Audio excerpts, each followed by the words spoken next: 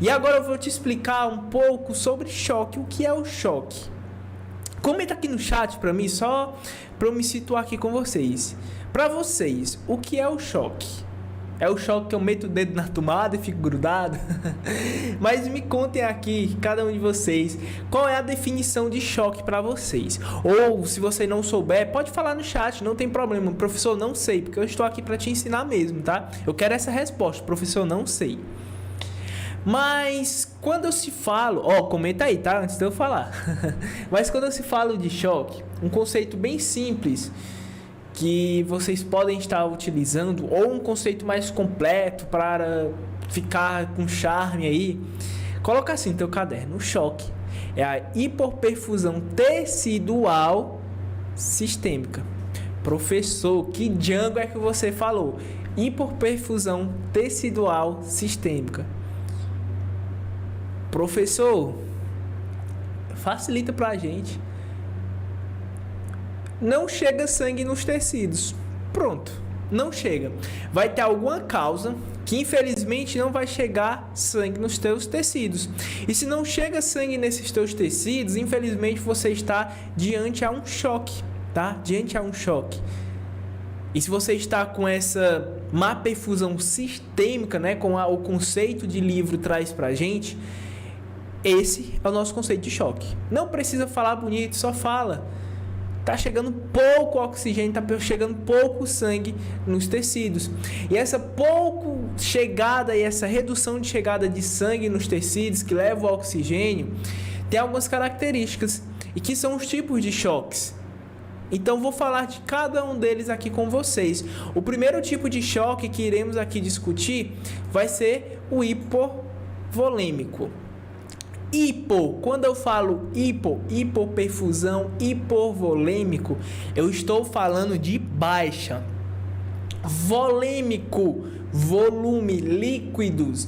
Então eu tenho um baixo volume de líquidos ali, ou estou perdendo líquido. E esse líquido, para você que não sabe, nosso corpo é quase todo feito de líquidos. E se você está perdendo líquido, você está perdendo sangue, né? Então é bem caracterizado aqui pelas hemorragias externas ou internas, tá?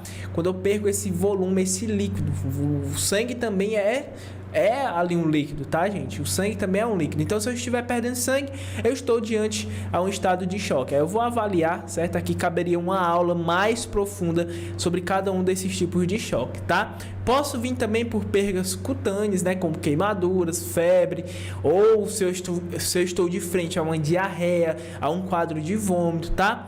Mas eu vou facilitar mais ainda cada tipo desses de choque para vocês, tá? Vou facilitar aqui agora para vocês. Bem simples, tá, gente? Presta atenção. Todo mundo aqui presta atenção em mim. Todo mundo tem a caixa d'água na sua casa, né? Espero que tenha. Mas todo mundo tem sua caixa d'água, certo? Tem os canos da caixa d'água, os canos. E eu tenho também a água, não é isso? Eu não tenho a caixa d'água, os canos e a água. E quando ocorre, por exemplo, vou dar um exemplo aqui para vocês. Quando falta água, né, na caixa d'água de vocês, o que é que vai acontecer? Chega pouca água na torneira ou no chuveiro, não é isso? Se eu estiver um cano aí que não está numa pressão ideal e que não consegue empurrar essa água, infelizmente chega pouca água também para você, limpar as mãos. Não é isso que acontece também? E se eu não tiver cano, não tem como eu levar, infelizmente, essa água. Ou, se faltar água, né, não tem como chegar água nas suas mãos. O nosso corpo é bem parecido. Coloquem aí para vocês que a caixa d'água, para vocês, é o coração. Porque é a bomba, tá? A caixa d'água é o coração. É a bomba. A água que está no cano é o nosso sangue. Os canos são nossas veias e artérias. Agora ficou bem simples. Se eu falto água lá na caixa d'água ou não chega água lá na caixa d'água, ela tem essa dificuldade de empurrar essa água. Vocês concordam comigo que para você lavar a sua mãozinha ou tomar um banho não vai ter água suficiente? Se vocês, infelizmente, não tiverem uma pressão adequada no cano, infelizmente também você não vai conseguir ter água para você tomar banho ou lavar as mãos. E se você não tiver água chegando na sua casa, não tem água de jeito nenhum, professor, você também não vai conseguir tomar banho. O nosso corpo é bem semelhante. Eu tenho esses estados de choque e cada um deles representa. Eu posso ter uma dificuldade, eu posso ter um estado de choque, onde que a dificuldade vai ser na caixa d'água, o coração, certo? Eu tenho um estado de choque que vai ser na água, o sangue líquido, não é? O sangue, o estado do sangue, ó, o estado de choque que é a caixa d'água, que é o coração, o estado de choque que é, a água, no caso o sangue, e eu tenho um estado de choque que é na encanação. A encanação para vocês é o quê? As nossas veias e artérias. Então, se eu tenho uma dificuldade no coração, eu posso ter um choque. Se eu tenho dificuldades nos líquidos aqui no meu corpo, eu posso estar no estado de choque. E se eu tenho uma baixa pressão levando esse sangue para os nossos tecidos, eu também vou estar no estado de choque. Lembra, coloca na cabecinha, esses três vão dificultar a chegada de sangue nos tecidos. Daí que vem ali o conceito que eu acabei de falar para vocês, que é a hipoperfusão tecidual sistêmica, ou a baixa chegada de sangue nos tecidos. Ocasionalmente eu vou ter uma baixa no oxigênio nesses tecidos. Então, baixa perfusão de oxigênio nesses tecidos. Eu não vou ter esses oxigênios suficientes, tá? Não vai ter. Incrível, não é? Agora ficou fácil. Agora é só ligar os pontos. Vamos ligar aqui para vocês verem. Te falei que eu posso ter um choque que vai estar nos líquidos. Hipovolêmico, hipor baixo volume. As causas já acabei de falar para vocês: hemorragias, perdas cutâneas, diarreias, vômitos, enfim. Te falei também que pode ocasionar o choque por conta de uma dificuldade lá no coração, lá na caixa d'água. E aqui vai ter outras causas aqui, tá? Que vai ser o choque cardiogênico, certo? O choque cardiogênico. Aí é que eu vou ter várias causas. Eu vou ter um infarto, vou ter arritmias, miocardiopatias, certo? Vou ter causas mecânicas, insuficiência mitral aguda. Essas são as causas do choque cardiogênico. Eu tenho dificuldade onde? Na bomba, que é o coração. Eu posso ter também o choque obstrutivo. E muitos trazem o choque obstrutivo, algumas literaturas vão trazer o choque obstrutivo dentro do cardiogênico, certo? Mas aqui eu não vou trazer para vocês. Eu vou separar eles. Por quê?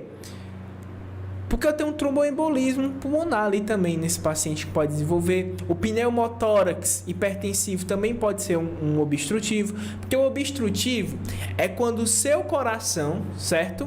Ele não consegue bater da forma eficiente. Tem ali, a gente vai falar sobre ele aqui, mas tem ali no meu pericárdio, ele está fazendo pressão, pode ser por líquidos, mas está fazendo pressão na parede do coração. Então o coração ele fica assim, ó, apertadinho, e ele não consegue contrair com eficiência. Mas é só o pericárdio que vai realizar esse apertozinho no coração. Gente, onde que o nosso coração está localizado? Olha só o tanto de órgãos. Eu tenho um pulmão, eu tenho outro pulmão, eu tenho um diafragma. Se eu tenho um pneumotórax hipertensivo no meu paciente, vocês concordam comigo que esse pneumotórax pode pressionar o coração? Porque ele está ali apertado, ó. Aqui de um lado do meu coração ele tem um pulmão e aqui eu tenho outro. E um pulmão meu está se enchendo de ar, está apertando o meu coração. Então eu vou ter também uma dificuldade de bombear esse sangue. Se eu tenho uma dificuldade de bombear o sangue, vai chegar pouco sangue para os meus tecidos. Se chega pouco sangue para os meus tecidos, eu estou de frente a uma hipoperfusão tecidual. Ou seja, eu tenho uma baixa oxigenação naquele tecido. Simples, não é? Olha só. E temos também um distributivo. Te falei também que pode ocasionar esse choque ser nos vasos, que é na encanação. Não é isso? Eu dei o exemplo da encanação ali do paciente, ou da sua encanação. Se eu tenho essa dificuldade na encanação, eu vou ter uma vasodilatação, certo? Aqui no distributivo, ele é o único que vai acontecer isso. Ele tem uma vasodilatação. Aí, olha só o que acontece. Para o meu sangue chegar no meus tecidos, eu preciso de uma pressão. Eu preciso de uma pressão, que essa pressão vai levar os líquidos para o tecido. Agora, quando o meu vaso, que estava assim, agora ele está dessa maneira aqui, ó, e o líquido só vai estar nessa parte, ele não consegue fazer pressão suficiente para que o meu sangue vá para os meus tecidos. Ele não consegue. Porque eu tenho uma vasodilatação. Eu tenho uma vasodilatação por várias causas que vamos falar daqui a pouco. Eu tenho uma vasodilatação. Eu perdi líquidos? Não. O líquido lá do seu corpo está normal, certo? Está normal o líquido do seu corpo. Ó, o único problema é que meu vaso está desse tamanho. Se meu vaso está desse tamanho, o líquido está aqui, ó, paradinho, ele não consegue chegar até nos meus tecidos. Infelizmente, isso pode acontecer. Tá? Infelizmente isso pode acontecer. E algumas causas do choque distributivo vai ser o choque séptico por uma sepse, tá? Eu posso ocasionar esse choque distributivo por anafilaxia, uma alergia grave, né?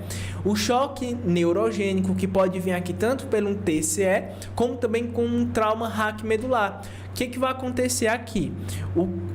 A função de contrair vai ser na nossa função do parasimpático. O parasimpático é que vai realizar essa função de contrair. E o parasimpático, perdão, gente, é de relaxar. E o simpático vai ser de contrair. Certo? Ó, simpático, contrair, parasimpático, relaxar. É bem simples. Quando você está simpático, você sorri. Quando você sorri, olha a tua bochecha tão contraída. Então, simpático, o sistema simpático, ele vai contrair, ó. Contrair, a bochecha contraída, ó. Simpático, tá vendo quando eu tô simpático? Então, simpático, contração. Então, quando eu tenho esse trauma, tanto em TCE como raquimedular, eu vou interferir principalmente, certo? No meu simpático. E o meu parasimpático vai se elevar. Ou seja, eu tenho uma contração maior, uma dilatação maior aqui. Porque meus vasos eu não consigo mais contrair, porque eu não tenho mais o simpático para contrair. Eu só tenho o parasimpático. Então, meu vaso está desse tamanho, aqui, ó, tá desse tamanho. Certo? Desse tamanho. Se o meu vaso está vasodilatado, então eu tenho uma baixa pressão. Se eu tenho uma baixa pressão, infelizmente eu tenho uma hipoperfusão, certo? E aqui eu tenho alguns sinais que podem se apresentar nesse choque. Por exemplo, em relação à temperatura, no hipovolêmico eu tenho frio e pegajosa, em todos eles tem frio e pegajosa. Para vocês pegarem, basicamente o único que muda aqui deles vai ser o neurogênico, tá? O único que vai mudar. Porque olha só que interessante. Na coloração da pele vai ser pálida e cianótica. Aqui no neurogênico vai estar rosada. No séptico vai estar pálida ou retilhada. Pálida ou cianótica no cardiogênico. A PA em todos vai estar diminuída, certo? O nível de consciência no hipovolêmico vai estar alterado, no séptico alterado, cardiogênico alterado, mas no neurogênico vai estar mantido, possivelmente. Ou não, se for um TCE, tá? Aqui cabe um asterisco aqui bonitinho, tá? O enchimento capilar vai estar retardado em todos, mas o interessante é que no neurogênico vai estar normal. Mas por que está normal? Porque eu te falei que o sangue está lá. O sangue está lá. O problema é que esse sangue não está fazendo a circulação adequada, certo? Não está fazendo a circulação adequada, ok? Então, vamos lá para a nossa questãozinha maravilhosa. Ó, quero que vocês coloquem qual opção vocês iriam aqui responder nessa questão, tá? Coloca aí se você acha que é A, D, C, B ou A. Pode colocar aqui qual questão você acha que essa questão aqui caberia. Vou ler com vocês, tá? Olha só que interessante. Com base na fisiopatologia do choque, analise as afirmativas com verdadeiro ou falso. O determinador comum de todos os choques é a redução da pressão do enchimento capilar. A má perfusão tecidual no choque anafilático é resultado da vasodilatação e tem a hemodinâmica semelhante ao choque séptico, apesar da causa distinta? O choque distributivo é a única modalidade que ocorre a vasodilatação. Nos demais tipos de choque ocorre a vasoconstrição reflexa e age como mecanismo compensatório, tá? Só lembrando aqui do choque neurogênico também, o meu enchimento capilar, por um tempo ele vai estar normal, depois ele vai estar reduzido. Porque nas primeiras horas ainda tem um sangue, tá? Ainda tem sangue lá. Mas depois esse sangue para de circular. Se ele para de circular, ele para de ter essas trocas gasosas e minha perfusão tecidual, né? Aqui meu enchimento capilar vai ser também reduzido, tá bom? E aí? Qual a questão que vocês acham que é aqui? Olha só, vem comigo. O primeiro aqui, gente. O denominador comum de todos os tipos de choque é a redução, certo? A redução da pressão do enchimento capilar. Se eu tenho uma hipoperfusão, então a perfusão aqui, que é o meu enchimento capilar, vai estar o quê? Reduzido. Não é uma hipoperfusão? Então meu enchimento capilar em todos vai estar reduzido. Pode demorar ou pode não demorar, mas vai ser reduzido, porque vai ter pouco sangue, pouco oxigênio chegando nas minhas periferias, que é o tecido, tá? Olha só, então aqui vai ser o quê? Verdadeiro, ok? Aqui na próxima, a má perfusão tecidual do choque anafilático é resultado de uma vasodilatação generalizada e tem a hemodinâmica semelhante ao choque séptico, apesar da causa ser distinta. Está certo, porque o choque anafilático ele faz parte do choque distributivo. Te falei que o choque distributivo ele é o único que vai ter a vasodilatação, né? Então, aqui o choque anafilático, eu vou ter uma anafilaxia por conta de uma alergia, e o choque séptico, eu vou ter uma vasodilatação por um agente ali infeccioso, pode ser bactéria, pode ser vírus, ele vai estar num estado de sepse, então vai ocasionar também essa vasodilatação. Então lembra, ó, choque anafilático, a minha causa vai ser alergia, e choque séptico vai ser uma sepse. Então logo, olha aqui, ó, está verdadeiro também. E aí, falta só a última, tá? Será? Vi aí que poucas pessoas acertaram, hein? O choque distributivo é a única modalidade em que ocorre a vasodilatação. Olha só o que eu acabei de falar. Eu não acabei de falar que o distributivo é o único que vai ter a vasodilatação, mas nos demais tipos de choque ocorre a vasoconstrição reflexiva, que age no mecanismo compensatório. Sim, eu vou ter essa vasoconstrição, vou tentar aumentar a minha pressão nos outros tipos de choque, por conta que eu quero, o meu corpo entende que eu necessito de sangue, eu necessito que esse sangue chegue nos meus tecidos.